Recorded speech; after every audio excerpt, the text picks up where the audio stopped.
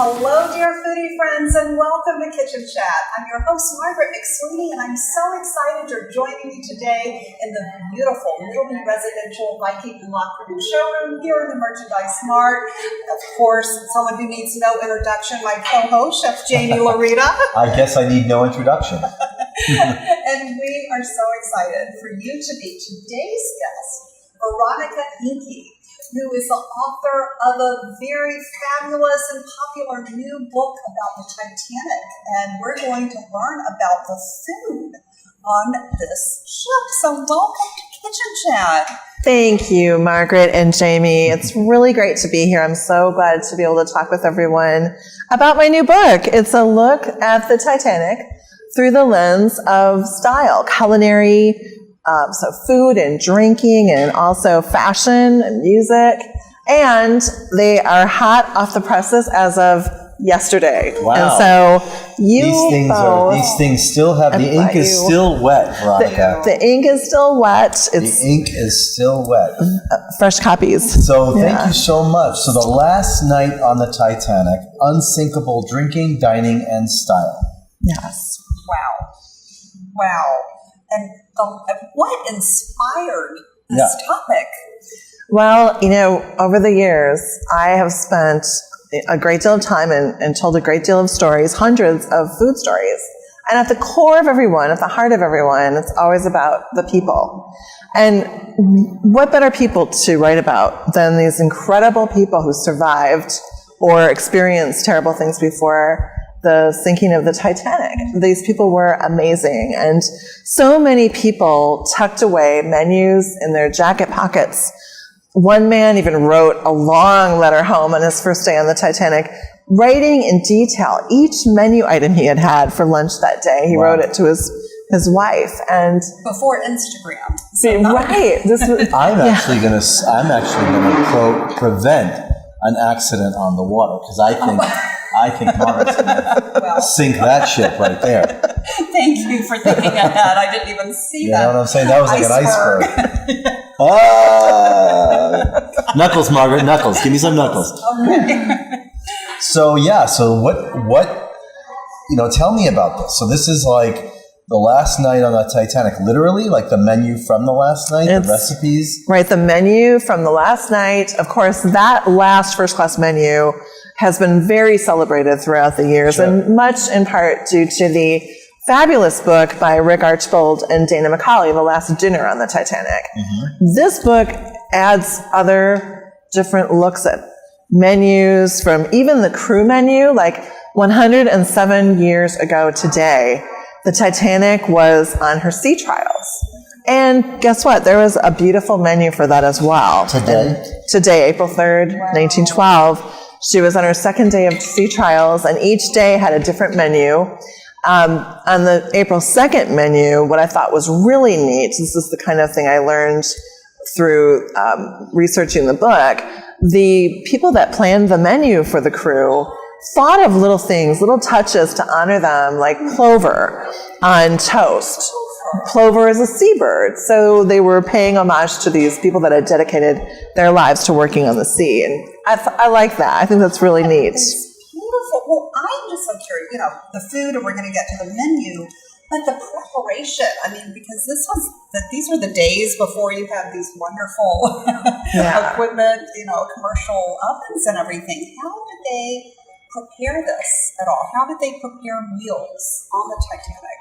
Well, it's, no irony that we're here in the showroom here, because this is state of the art in the modern times here where we are today talking. And in the time of the Titanic, all of the cooking ranges and even the ice cream and sorbet makers were state of the art, the newest thing out of the... Yes. Today they probably would have been, right? Tell me how these chefs got involved with these recipes. Well, it was really fun. I was able to bring in some of the chefs that I've worked with over the years, and I made a lot of new friends. I found folks from as far away as Johannesburg, South Africa, if you can believe it, because I was looking for a recipe for tripe and onions, which is what they were eating in third class in steerage. They had things like gruel, if you can imagine, on the menu. Cool. And what exactly is gruel? Margaret, we should make some gruel.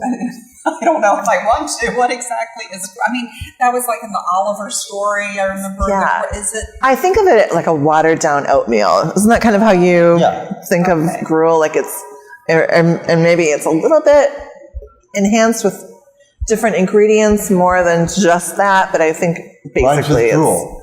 Yeah.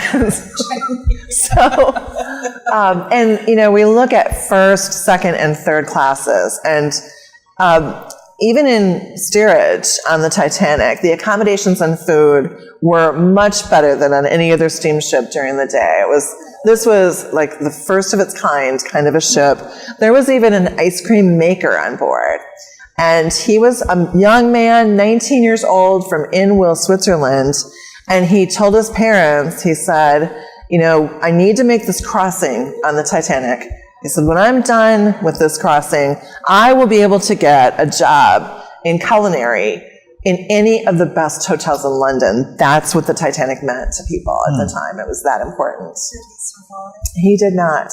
Yeah, he did not. And I'm so... Well, you know why? He did survive because we're talking about him today. Exactly. I was just thinking that myself, that this project, the book, the talking with people, you know, sharing it like today on Kitchen Chat, it is very much like that. You're bringing the kitchen back to life. You're bringing the boat back to life. I can almost feel, you know, you're taking me to that culinary place. I could almost feel like what it would be like in the kitchens, feeding that many people. And look what I just happened to open up on. This is too funny. Called Margaret's Fruit Cup. I thought I was Margaret's Fruit Cup. And you just opened. You just opened up to that page. And here it is. Let's see what mine is. That is wonderful, Margaret. Nothing. I got women and children first. Well, that's... Be brave no matter what happens. Be brave. Yes. I like that. Nice. And that was... That's a little message for me, maybe. Yeah. Yeah. Oh. It's so true. When I was halfway through this project, someone called me at work one day and said that my mother had just died suddenly and unexpectedly, and she was in perfect health. And I was just starting to get back into the book project, and I was diagnosed with triple negative breast cancer. And I'm through it now. I'm doing good, and I had a great care team, wonderful surgeons and treatment care. But this book, one of the most surprising things about this book project was that the people that I was researching and writing, the people that I was telling the stories of, their stories just really kept me strong, brave, uplifted, and encouraged. And wow, it's amazing. I hope that the book will do that for everyone who reads it. I love that. And first of all, congratulations for having breast cancer behind you. And as the listeners and viewers know, I'm almost a 7-year survivor with breast cancer. I know that. Yes. And Kitchen Chat was what gave me that passion to get through it. So I understand. And we are celebrating your book. So, wow. Yes. So congratulations. Thank you. And you too. Thank you. So this is, we'll get back to a little bit of talking about your book and how exciting and the things that are upcoming for the book. But we have a past. You know, you've been involving me in a lot of the articles that you've been writing.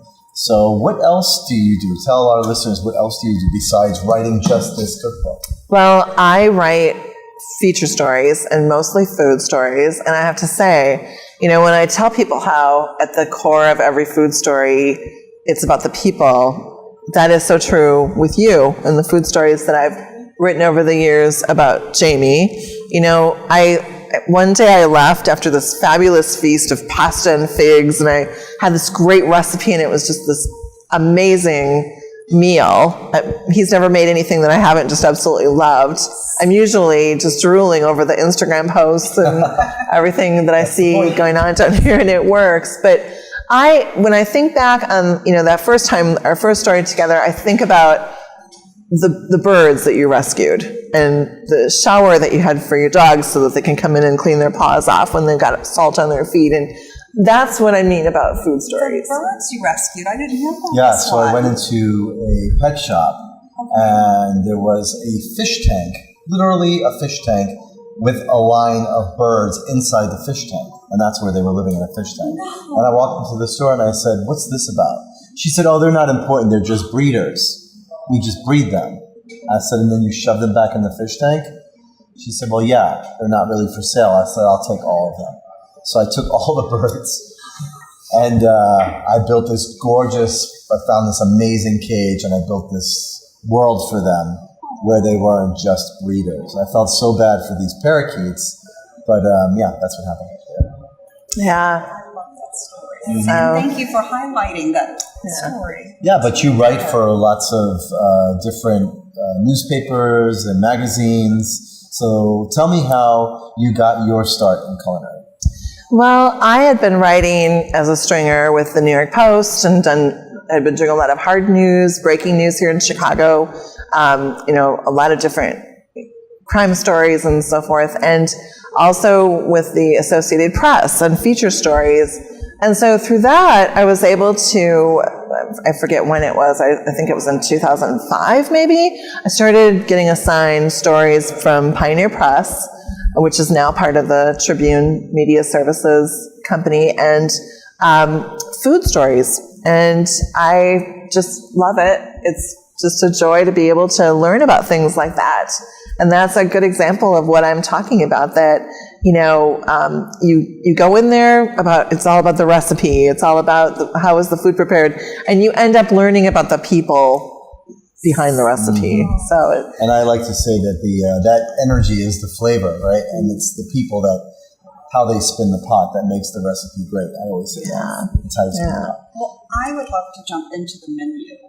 What was the final meal served on the Titanic? Well, one of the courses that's probably best known is very popular. It's the punch romaine. Have you guys heard of that before? It's a champagne sorbet and it's frozen. And I have a story to share about that. In my research, I looked in newspapers and found a woman in Murraysville, Pennsylvania, who had had one of these last night Titanic dinner parties for her friends.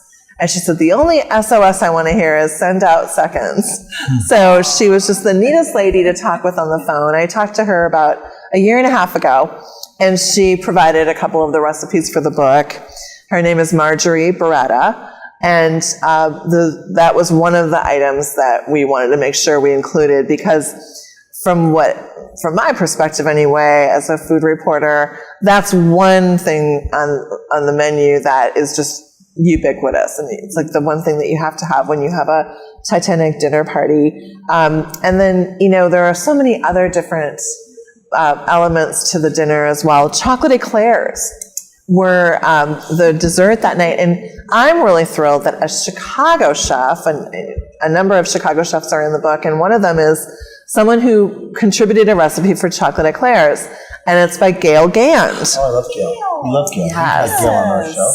Yes, and Gail contributed that recipe for chocolate eclairs, which is fabulous, and also for apple meringue, which is such a cozy, sort of old English type of, but still lovely treat. It's still prevalent today. And the chocolate eclairs are pretty special because I spoke with the great niece of Charles Jockin, the chief baker, who survived, has an incredible story, that he was actually, even though he was baker on the Titanic, he was actually by trade a pastry chef, like Gail, very fine pastries that he made. He would make beautiful christening cakes and top them with hand-blown sugar ornaments that he would make for his nieces and nephews. He would make mincemeat pies and just lovely, lovely foods. So one of the things that his great niece told me about was his terrific chocolate eclairs. And so that's a recipe that is really in honor of Charles. And Charles had an amazing story as chief baker. He had come over to the Titanic from her sister ship, the Olympic, as many of the crew did. And he survived that night.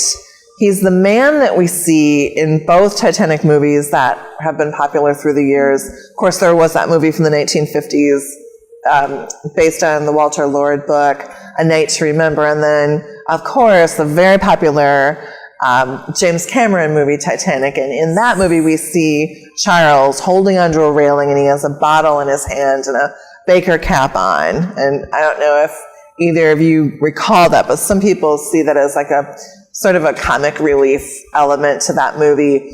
And there's always been a story handed down through time that he was drinking whiskey, and that's how he was able to survive. That's what people have said. Of course, that's not true, but that's sort of the urban myth, the legend. And his niece confirmed to me that he was actually drinking schnapps. He explained that he was drinking schnapps. He tread water for 2 hours. He threw deck chairs into the water because when he saw that all the lifeboats had gone, he thought, if I can get all these deck chairs into the water, I might have one thing I can hang on to when I'm in there in the water. And what's really amazing to me is that the Thursday before the Titanic sunk on a Sunday night. And the Thursday before, Charles had checked his station chart to see where he was going to be if needed, if there was a crisis, what lifeboat was he going to be manning. And he noted the number of the lifeboat, and then when he went to get it boarded with the people in it to help the people get in, it was loaded, ready to go, and he did not get the command to board the lifeboat. And he knew his chance was gone at that point of survival. But he made it. A cook held his hand out to Charles from a lifeboat, and he said, hold me hand. And Charles held his hand for a great deal of time, probably close to an hour, and then another lifeboat came along and said, we have room for 10 more, and Charles got on. And then when he got on the Carpathia, the boat that braved through iceberg-infested waters to pick these people up, he said, I was so cold that they popped me into the oven like one of my own pies. Yeah, so an incredible story of the baker. And the chocolate eclairs that's how the whole book is sort of That's amazing. So strategized. I feel like this book is going to sail into the bestseller, chart. Well, today is its second day as #1 in new releases on Amazon in gastronomy history. Wow. And Monday it was #1 in Amazon new releases in maritime history. So that was good to see. Yeah. And I imagine that it's going to be, there are a lot of people that are infatuated with the Titanic, and I imagine that this is going to become somewhat of a gift, or if you're one of those people that loves history and food, I think that this is a perfect gift for somebody. I can't wait. I love it. I mean, the way it's written, I love all the little like fleur-de-lis. It seems like this little design aspect that's on the book. Was there anything like as far as the design of the book that you can tell us about? That was how did you choose the cover and all of that? Well, first of all, I just want to mention the reason I'm glad it's doing well is because these people, their stories, just to getting those out is amazing. I'm so glad the book has a life. doing well. Nice. Yeah. You're resurrecting. Yeah. And the wonderful recipes. Yeah. Honor them. Yes. The design, the graphic designers with Regnery Publishing put this together, and we went through many rounds of, should we do this? Should we do that? And then the end result was this, and I absolutely have been amazed by the great comments people are making about the design. People really like it. As someone that loves design, I love the vintage look and feel of the book. It's the unsinkable Molly Brown that's featured here. Well, she could be. Okay. And Molly, actually, some people think of Molly as a bigger person, more robust, and this is she was actually more slender. Margaret Brown, her nickname was Molly, was pretty darn incredible. Fred Rogers, Mr. Rogers said after a disaster, his mother would say to him, Fred, when there's a disaster, look for the helpers. You will always find helpers. And that's what pulled him through. He shared that after 9/11, that was his way of coping, with thinking about the helpers. And I am reminded of Molly when I think of that, because Molly was organizing the women in her lifeboat to row, to stay warm. Those people were freezing, and she would say, ladies, we're going to take turns rowing. We're going to have a schedule of when we're going to row through the night. And then once she was aboard the Carpathia, the rescue ship, she was thinking of others again, even though she was in this terrible state, going through this horrific experience. She organized a group of mostly men at the time. There were mostly men that were sort of the power-wielding people that were in her social circle. And she organized them so that they could honor Captain Rostron, who was the captain of the Carpathia, because he didn't have to go in to the iceberg-infested waters. And he did. So another case of people that put others first when their own life could have been in danger. So Molly, not only that, but for us, people who loved to hear about what are people doing with food and so forth, Molly was known for inventing an electric serving cart. And it was quite elaborate, and she would use it for her fabulous dinner parties and, cocktail parties. Well, actually not cocktail, but more like tea time parties she'd have. She was a teetotaler. And she lived in a really beautiful house in Denver, and I've been to it, the Molly Brown house. I highly recommend a visit if you're ever in Denver. It's beautiful. And she was just a queen of entertaining and invented little canapes that And is this she the Margaret's served. fruit cup? Yes, Hers? that's hers. Love that. Yes, two Margarets. Yeah. Wow. Very neat story. I thought I was Yeah. a queen of entertaining. And you are, I Jamie. mean, you are. I'm And losing again. I can only imagine, speaking of style, and you have such great style, Oh, Jamie. thank you, Margaret. What was the style like on the Titanic? Is it similar to what has been portrayed in the movies, or through your research did you discover something unexpected? I really didn't discover anything. I think one of the things I confirmed was pretty interesting in that John Jacob Astor IV had several restaurants in hotels, or hotels with restaurants in them, rather. And you had to have a tuxedo on. And if you didn't, there was a tailor there to make a tuxedo for you. There's a laundry list, literally, of clothing and other items that one gentleman claimed on his insurance claim. And it was everything from, it really told, it's included in the book, it really told what these people were packing in their trunks. One woman had 19 trunks. She talked about this guy that wrote up this list had walking sticks, top hats. This was... Can't imagine what I would have been. Yeah. Oh, you would have been the talk of the Titanic, I'm sure, with your fashion and be in the kitchen tasting everything. Oh, no, for sure. For sure. And I see some of the great people. You have Chef Art Smith. Oh, Yes. Did something nice for you there on the back. And Yvonne Hume, Yes. great niece of the Titanic's first violinist, John Hume Yeah. of Scotland. And did they really continue to play? Because you see all the movies portray that they were playing to the last. Did you find out about that at all? Well, we talk about it in the book. Okay. And there's a great deal of, I don't want to say controversy, but there are different eyewitness accounts of what people thought. The fashion journalist, Edith Rosenbaum Russell, was on board, and she was outspoken, saying, there's no way they would have been playing Near My God to Thee. It would have killed the spirits of the people that were in the midst of this terrible drama and tragedy, which I guess made sense to me. I thought, yeah, they probably wouldn't have played a song like that when they were in the midst of what they were experiencing. But there was one thing that I read in a book. I read about a dozen books as part of my research, and you mentioned Yvonne Hume, and it was a relative of hers who was the first violinist, and his name was Jock Hume, and he ran into someone in the stairwell and said, we're just going to go play some music to cheer people up.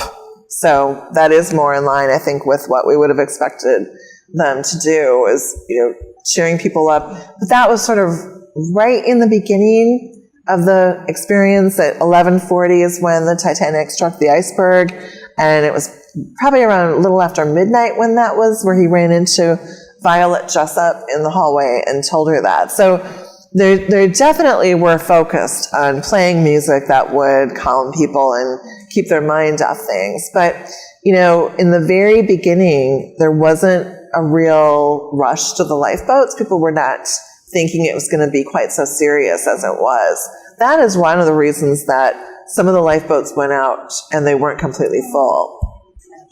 Yeah. What was your favorite recipe from the Titanic? What really resonated with you as a food historian, as someone who has that culinary background? What really resonated with you? Well, I really love the eclairs. I think that's just, I do love that. And I kind of felt that eclair energy. I'm hungry for eclairs. I know, I've got that on my brain too. But I loved the tripe and onions, actually, in the appreciation for it. Not the flavor, I don't think necessarily for my taste, but the whole process of, getting to know people who make it and hearing about their stories, how their family made it and passed the recipe down through the years. That was pretty special to me. But I have to say that it's another hometown person here in the Chicago area, Michael Lashowitz, contributed a recipe for something that wasn't necessarily a menu item on the Titanic, but he took a menu item, which was English spring peas, and he has a lovely English spring peas soup and an English spring peas souffle recipe, and those are both in the book. I might try this souffle. And you have had me spring pea soup. I sure have. Yes. Wow. Maybe next time it'll be one of my recipes. Just saying, Veronica. I have a picture of this bright green soup and souffle. It just shouts out spring. It's just beautiful. So I love how that happened in the book, to have these spring ingredients. There's rhubarb, there's asparagus. So it's a nice tribute to spring. And then also back to the food, because I'm just trying to envision the kitchen, the storage. They did not have the amenities of what we have today, equipment-wise, storage-wise. Do they have refrigeration systems? How did they feed that many people for such a long time with a caliber? It's a moving restaurant, essentially. Isn't it amazing? And they did. They had the electricity, so they had refrigeration. Okay. Probably not like what we know of today, obviously, but something very close. And I always think about our wide-body airplanes, and or even the small airplanes today, but for sure the ones that fly across the ocean. I can't believe how they fit all of that stuff into those airplanes, into the galleys, and it's in these little carts, and they come out, and you end up with this fabulous feast.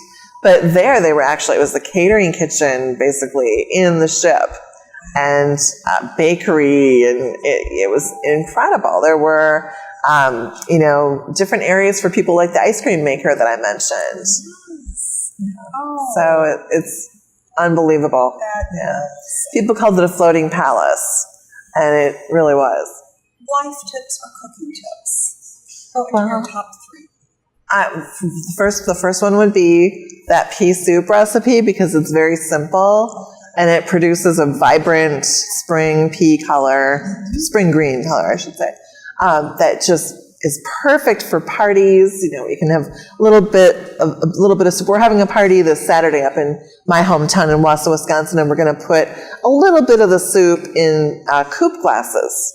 Won't that be pretty? So you can just pass those around and everyone can have a little spoon with it. So I would say things like that are, simple. I would say think of your garnishes. This time of year, find someplace where you can find spring pea tendrils and just, put them all over your array of foods that you're having for your party or whatever.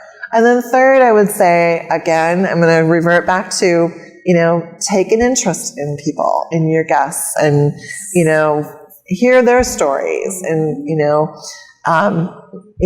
make things that they like. That's really great. I think just like fingerprints, everyone has a different fingerprint. Everyone has a different story. And I feel like, when you invest in hearing what that story is, we're all very unique, and we all have a different one. So That is so Yeah. true. And speaking of sharing stories, thank you for sharing not only your story, and we're cheering for you as you continue to keep cancer behind you. Yes. But thank you for sharing the stories, the food stories, but most importantly, the stories of people on the Titanic. So thank you, Veronica. Really appreciate that. And thank you, Jane. And thank you, dear foodie friends, for joining us on this exciting culinary journey. Make sure you visit the Titanic in this incredible book by Veronica Hinke. Go to Amazon.com. And do you have a website you want to share? Well, I'm on Instagram at Foodstringer and Twitter as well at Foodstringer. Perfect. And you can always find Jamie on Instagram at Jaime Laurita and myself, Kitchen Chat. But if you're in Chicago, make sure you drop by the Merchandise Mart and see Jamie here in the beautiful Middleby Residential Showroom, Viking in Mont Cornu. And I hope you'll visit their Facebook page, Viking, as well as thevikinglife.com, and visit me in my kitchen, kitchenchat.info. And always remember to take a moment and savor the day.